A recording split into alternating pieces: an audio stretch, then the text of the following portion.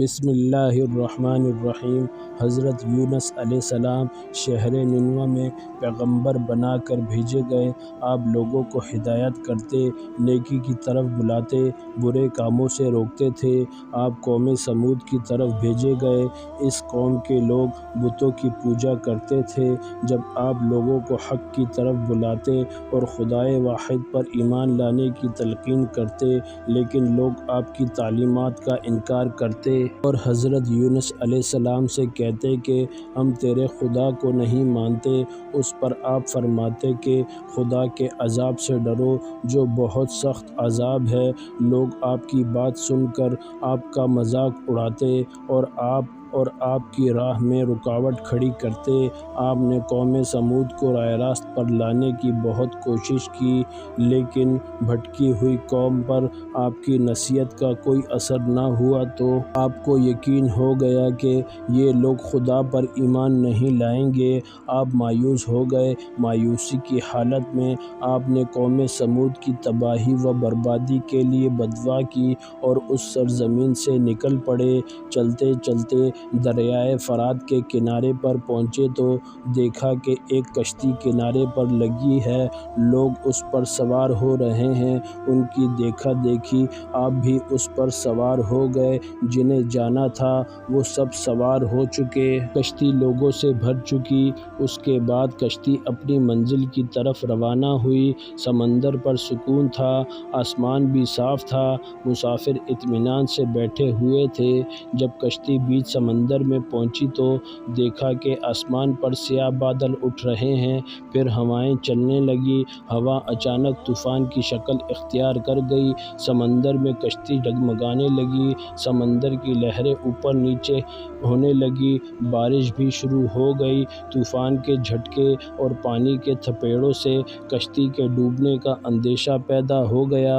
کشتی میں بیٹھے ہوئے مسافروں میں سے ایک نے کہا کہ معلوم ہوتا ہے کہ کشتی میں کوئی ایسا شخص بھی سوار ہے جس سے کوئی بڑی غلطی سرزد ہو گئی ہے۔ جب تک ایسے شخص کو کشتی سے نہ نکالا جائے، کشتی کا صحیح سلامت رہنا محال ہے۔ وہ شخص کون ہے یہ بتانا مشکل ہے جب تک کہ وہ خود کو پیش نہ کرے۔ اس پر حضرت یونس علیہ السلام کھڑے ہو گئے اور کہا کہ میں ہی ہوں جس سے بڑی غلطی سرزد ہو گئی ہے۔ مجھے کشتی سے نکال دیا جائے تو آئی ہوئی مصیبت ٹل سکتی ہے۔ تمام مسافر حضرت یونس علیہ السلام کا منہ تک رہے تھے، جس نے خود ہی سب کے سامنے اپنی غلطی کا اظہار کیا۔ پھر سب نے ایک زبان ہو کر کہا کہ یہ شخص تو فرشتہ صفات انسان معلوم ہوتا ہے، ہم کسی حال میں اسے کشتی سے نہیں نکال سکتے۔ مسافروں میں سے ایک نے تجویز پیش کی کہ قرعہ اندازی کی جائے، جس کا نام پرچی میں نکل آئے وہی سزا کا مستحق ہوگا، ہم اسے کشتی سے نکال دیں گے۔ چنانچہ قرعہ ڈالا گیا، پرچی میں یونس علیہ السلام کا نام نکلا۔ اس عمل سے لوگوں کو اطمینان نہیں ہوا۔ پھر قرعہ ڈالا گیا تو یونس علیہ السلام کا نام نکلا۔ اس طرح یہ عمل بار بار دہرایا گیا، ہر بار یہی ہوا۔ حضرت یونس علیہ السلام نے کہا کہ میں اپنے رب کا نافرمان ہوں، خدا کا حکم بھی یہی ہے، مجھے دریا میں ڈال دو، تمام مسافروں کی جان بچ جائے گی۔ حضرت یونس علیہ السلام نے کشتی کے مسافروں سے اور ملا سے بار بار کہا کہ وہ کشتی سے چھلانگ لگانے کے لیے تیار ہے، اس لیے کہ میں نے اللہ کے حکم کا انتظار نہیں کیا۔ آخر کار کشتی کے مسافروں اور ملاح نے مان لیا اور حضرت یونس علیہ السلام کو دریا میں پھینک دیا۔ دریا میں ایک مچھلی حضرت یونس علیہ السلام کی طرف بڑھی اور نگل گئی۔ اللہ نے مچھلی سے کہا کہ یہ تیری خوراک نہیں ہے، یہ تیرے پیٹ میں امانت ہے جسے واپس کرنا ہے۔ چنانچہ آپ مچھلی کے پیٹ میں اندھیرے میں رہے، اللہ کا ذکر کرتے رہے اور معافی طلب کرتے رہے۔ آپ پکار رہے تھے، اے اللہ، تیرے سوا کوئی عبادت کے لائق نہیں، تو پاک ہے، بلا شبہ میں نے اپنے ہی نفس پر ظلم کیا، میں ظالموں میں سے ہوں۔ اللہ نے آپ کی پکار سن لی، آپ مچھلی کے پیٹ میں محفوظ رہے۔ مچھلی نے دریا کے کنارے پر اگل دیا۔ جب آپ مچھلی کے پیٹ سے باہر آئے تو بہت کمزور اور نڈھال تھے۔ آپ نے کھلی فضا میں سانس لیا اور اللہ کا شکر ادا کیا۔ اللہ نے حضرت یونس علیہ السلام سے فرمایا، اگر تو مچھلی کے پیٹ میں میری پاکی بیان نہ کرتا تو نجات حاصل نہ کرتا۔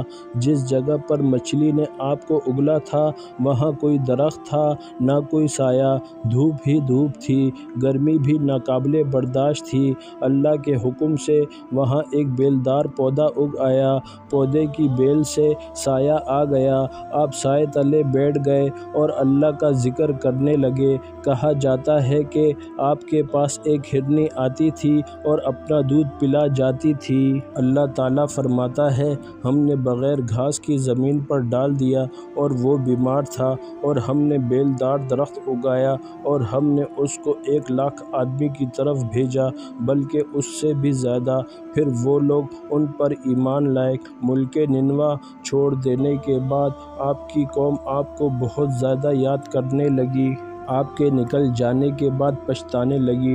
لوگوں نے محسوس کیا کہ آپ نبی تھے اور ہدایت کے لیے آئے تھے۔ لوگوں نے اللہ سے معافی طلب کی اور وہ حضرت یونس علیہ السلام کی آمد کا انتظار کرنے لگے۔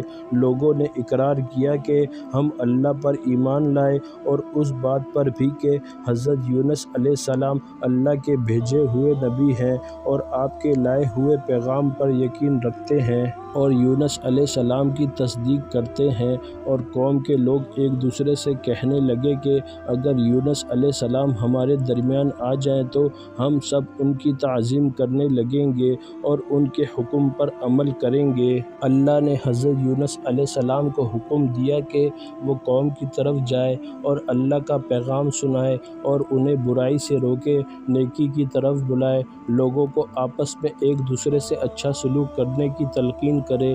چنانچہ اللہ کے حکم پر جب آپ اپنی قوم کی طرف لوٹ آئے تو قوم نے خوشی و مسرت کا اظہار کیا۔ آپ علیہ السلام کی آمد پر اللہ کا شکریہ ادا کیا۔ واپس آ کر حضرت یونس علیہ السلام نے تبلیغ شروع کر دی اور ہدایت دینے لگے، برے کاموں سے دور رہیں، ضرورت مندوں کی مدد کریں، بھوکوں کو کھانا کھلائیں، ننگوں کو کپڑا پہنائیں، کسی کے ساتھ برا سلوک نہ کریں۔ بسم اللہ الرحمن الرحیم۔